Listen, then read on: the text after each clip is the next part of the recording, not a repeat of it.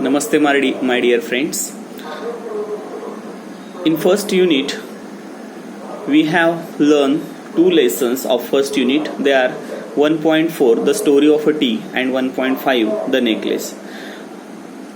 I have told you that the poetry section will be studied later after the opening of the school. In the second unit there are also two poems, Comparison and Please Listen. And in unit number 2 there are two lessons which are deducted by the government from the syllabus. They are 2.2 Helen Keller and the Annie Sullivan and 2.3 mark ट्वेन. म्हणजेच unit 2 मधील 2.2 जो आहे Helen Keller आणि any सलिवान हा lesson जो आहे हा सिलेबस मधून कमी करण्यात आलेला आहे. त्यानंतर 2.3 जो आहे मार्क ट्वेन हा देखील यावर्षी कोरोना डिसीजमुळे शाळा उशिरा सुरू होणार असल्यामुळे सिलेबस आटोक्यात येण्यासाठी काही सिलेबस 25% कमी करण्यात आलेला आहे. त्यामधील 2.2 हेलन केलर अँड ॲनी सलिवान आणि 2.3 मार्क ट्वेन हे दोन लेसन युनिट 2 मधील कमी करण्यात आलेले आहेत. युनिट 2 मध्ये आणखी दोन पोएट्री आहेत, कंपॅरिझन आणि प्लीज लिसन. या आपण लेसन कंप्लीट झाल्यानंतर अभ्यासणार आहोत. तर युनिट 2 मधील शेवटचा जो लेसन आहे अ प्ले, तर तो आपण आज अभ्यासणार आहोत. बघा पेज नंबर 54 काढा. अ प्ले, प्ले म्हणजे काय? नाटक. तर there are some question that are asked to us to correlate with the lesson. The first question, do you like to watch plays? तुम्हाला नाटक पाहायला आवडतं का? Yes, of course we all like to watch plays. Which is the last play you saw? मग आता अलीकडे शेवटचं पाहिलेलं नाटक कोणतं तुम्ही पाहिलेलं? मग त्यामध्ये आपण अनेक नावं सांगू शकतो. In English there are very popular plays written by Shakespeare. For example Hamlet, then King Lear, Othello, Macbeth. So these are the English plays. Similarly in Marathi there are also some classical plays. खूप काही शास्त्रीय नाटकं सुद्धा आहेत भारतीय मराठी नाट्यसृष्टीमध्ये. त्यामध्ये नटसम्राट आपल्याला सांगता येईल, कट्यार काळजात घुसले आपल्याला सांगता येईल. ही नाटकं आहेत जी नंतर चित्रपट सुद्धा त्यांच्यावर बनवण्यात आलेले आहेत. त्यानंतर काशीराम कोतवाल आहे, काही ऐतिहासिक नाटकं आहेत. त्याचबरोबर सखाराम बाइंडर, तो मी नव्हेच, एकच प्याला, ही काही खूप गाजलेली नाटकं आहेत. काही कॉमेडी नाटकांमध्ये दिलीप प्रभावळकरांनी केलेली जी भूमिका आहे हसवा फसवी नावाचं नाटक. तर अशा प्रकारे त्यापैकी तुम्ही पाहिलेलं अखेरचं शेवटचं नाटक कोणतं त्याचं नाव तुम्हाला सांगायचं आहे. Do you watch TV serials? तुम्ही टीव्ही सिरियल्स पाहता का? म्हणजेच टीव्हीवर ज्या डेली सोप ज्याला आपण म्हणू शकतो, रोज ज्या प्रसारित केल्या जाणाऱ्या मालिका आहेत त्या तुम्ही पाहता का? Which one? मग तुम्ही पाहत असणाऱ्या मालिकांपैकी तुम्ही नावं सांगू शकता. मग त्याच्यामध्ये सोनपरी सांगू शकता, कॉमेडी सिरियल्स आहेत, कृष्णा सिरियल आहे, काही त्याचबरोबर काही आध्यात्मिक सिरियल आहेत, तुकाराम महाराजांवर असलेली सिरियल आहे, सावित्रीबाई फुलेंवर असलेली सिरियल आहे, डॉक्टर बाबासाहेब आंबेडकरांवर असलेल्या सिरियल आहेत. त्याचबरोबर काही डेली सोपसुद्धा आहेत. मग त्यापैकी काही नावं तुम्ही नक्कीच येथे सांगू शकता. कॉमेडीमध्ये तारक मेहता का उलटा चष्मा आहे. मग ह्या सिरियलची नावं आपण नक्कीच सांगू शकतो. Do you like slow moving serials? मग स्लो मुव्हिंग सिरियल, आता स्लो मुव्हिंग याचा अर्थ काय की ज्या सिरियलचं कथानक अत्यंत हळूवारपणे पुढे सरकतं. आज आपण बघतो अनेक सिरियल वेगवेगळ्या चॅनलवर चालू आहेत पण त्यांचं कथानक लवकर पुढे सरकत नाही. काही सिरियलचे 300, 400, 500 एपिसोड होतात पण कथानक का होतात? तर कथानक लवकर पुढे सरकत नाहीत. मग अशा प्रकारे स्लो मुव्हिंग सिरियल, हळूहळू कथानक पुढे सरकणाऱ्या सिरियल तुम्हाला आवडतात का? आणि do you like stories from the past? त्याचबरोबर लास्ट क्वेश्चन आपल्याला विचारलेलं आहे, do you like stories from the past? इतिहासात घडून गेलेल्या गोष्टी तुम्हाला आवडतात का? What type of stories do you like? कोणत्या प्रकारच्या गोष्टी तुम्हाला आठवतात? आता गोष्टींचे देखील अनेक प्रकार असतात. काही ऐतिहासिक गोष्टी असतात, काही ॲडव्हेंचरस स्टोरीज असतात, साहस कथा, धाडसी कथा असतात, काही नीतिमूल्यांमध्ये भर पाडणाऱ्या बोधकथा असतात, काही ऐतिहासिक असतात. मग राजा राणीच्या, किंग अँड क्वीन्सच्या स्टोरी असतात, ॲडव्हेंचरस स्टोरीज असतात, रिलिजियस स्टोरीज असतात, हिस्टॉरिकल स्टोरीज असतात. मग यापैकी तुम्हाला कोणत्या स्टोरीज आवडतात? आता पेज नंबर 55 वर आपल्याला अ प्ले नाटक जे आहे त्याचं नावच आहे अ प्ले. आता बघूया part 1 page number 55. Scene first. आता नाटकाचं सेटअप कसं आहे बघा. A king's court. आता हा जो प्रसंग घडतोय तो कुठे घडतोय? Kings court. कोर्ट म्हणजे काय? राजाचा दरबार.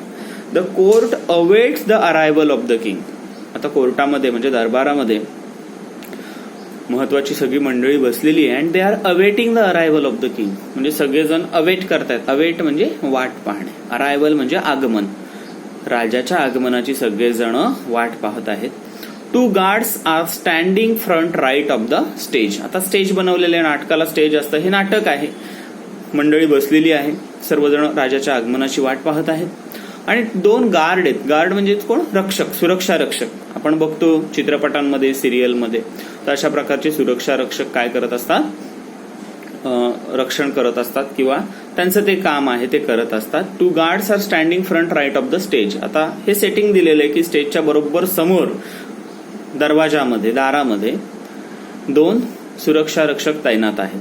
आता त्यांच्यामधलं संभाषण आपल्याला दिलेलं आहे बघा. First guard. आता पहिला रक्षक काय म्हणतो? To the second guard. दुसऱ्या गार्डला म्हणतो be alert, the king is about to arrive. पहिला काय म्हणतो? बी अलर्ट, दक्ष रहा, तत्पर रहा, the king is about to arrive. आता थोड्याच वेळात राजांचं काय होणार आहे?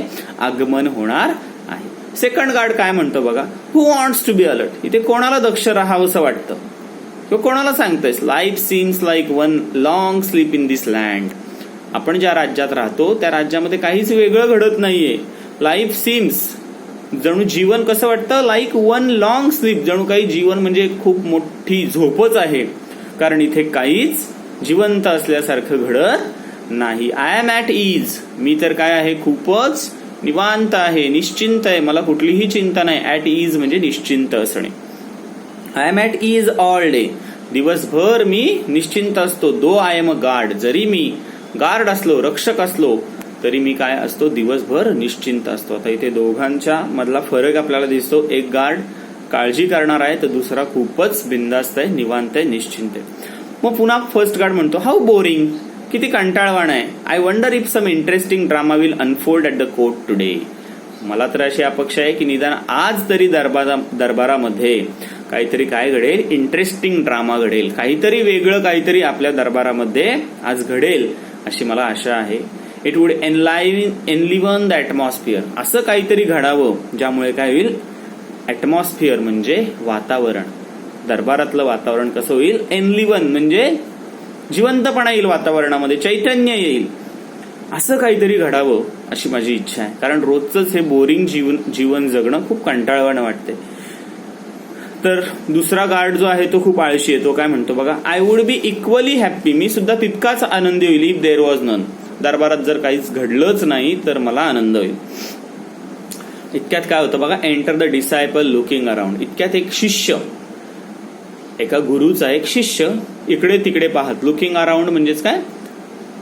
इकडे तिकडे पाहत तो त्या दरवाजामध्ये, त्या द्वारामध्ये प्रवेश करतो. फर्स्ट गार्ड त्याला म्हणतो हॉल्ट, थांब. You are a stranger. तू कोण आहेस? स्ट्रेंजर. स्ट्रेंजर म्हणजे अनोळखी व्यक्ती. कोणाला म्हणतोय? फर्स्ट गार्ड, तो जो शिष्य आलेला आहे त्याला. Give your identity. असं आम्ही तुला जाऊ देणार नाही. हा राजाचा दरबार आहे, असं इथे कोणालाही जाऊन देता येत नाही. सर्वप्रथम तू कोण आहेस, कुठून आलायस, त्याची आम्हाला ओळख दे. आयडेंटिटी म्हणजे काय? ओळख. तुझा परिचय दे. तर डिसायपल काय म्हणतो बघा त्या फर्स्ट गार्डला. You are right. तुमचं बरोबर आहे. I am a visitor here. मी इथे कोण आहे? एक व्हिजिटर. मी एक प्रवासी आहे, इथे भेट द्यायला आलेलो आहे.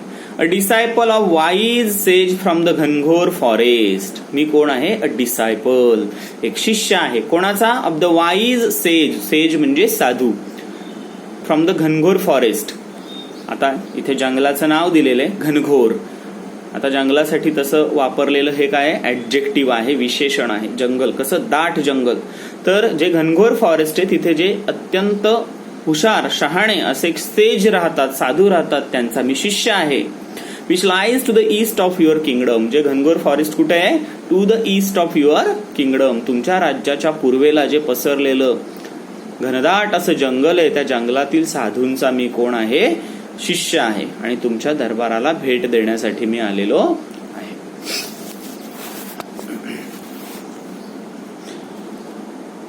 First guard, what brings you here? का बरं आलायस तू दरबारामध्ये? डिसायपल म्हणतो, आय हॅव हर्ड, मी ऐकलंय, amazing stories about this kingdom of Andher Nagari and the king चौपट. आता तो डिसायपल सांगतोय की मी का भेट द्यायला आलोय, कारण तुमच्या या राज्याबद्दल, आता राज्याचं नाव काय आहे? अंधेर नगरी. तुमच्या या अंधेर नगरीबद्दल मी खूप खूप अमेझिंग गोष्टी ऐकलेल्या आहेत, विलक्षण गोष्टी ऐकलेल्या आहेत, आश्चर्यकारक गोष्टी ऐकलेल्या आहेत. अँड द ग्रेट किंग चौपट, आणि तुमचा जो महान राजा आहे चौपट, त्याच्याबद्दल सुद्धा मी विलक्षण अशा काही गोष्टी ऐकलेल्या आहेत.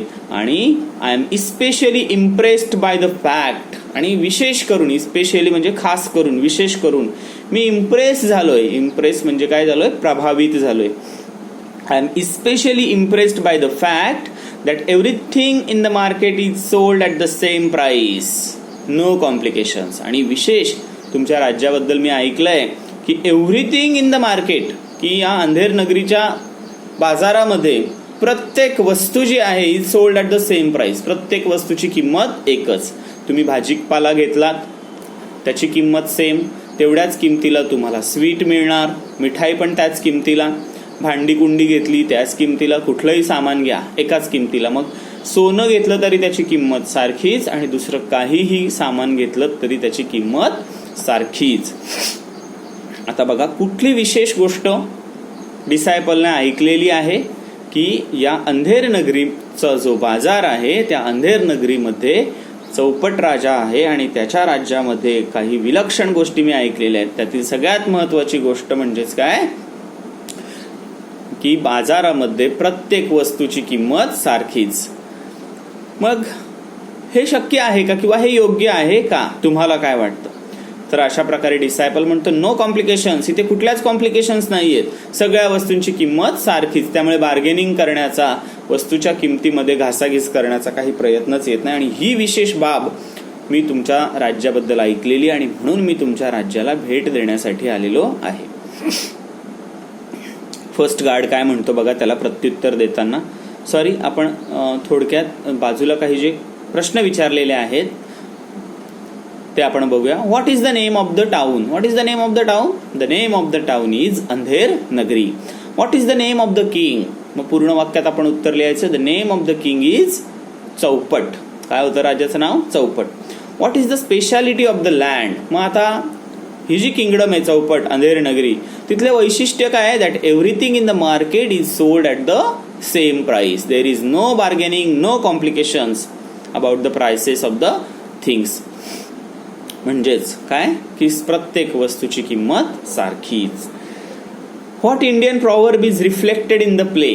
मग ह्या वरून तुम्हाला कोणती गोष्ट, कोणती प्रॉवर्ब, भारतीय म्हण, प्रॉवर्ब म्हणजे काय, म्हण, कुठली म्हण रिफ्लेक्ट होते, प्रतिबिंबित होते? तर अत्यंत सोपी म्हण आहे ती म्हणजे कोणती? टकासेर भाजी टकासेर खाजा, अंधेर नगरी चौपट राजा. टकासेर भाजी म्हणजे भाजीची किंमत सुद्धा टका हे त्यावेळेचं चलन.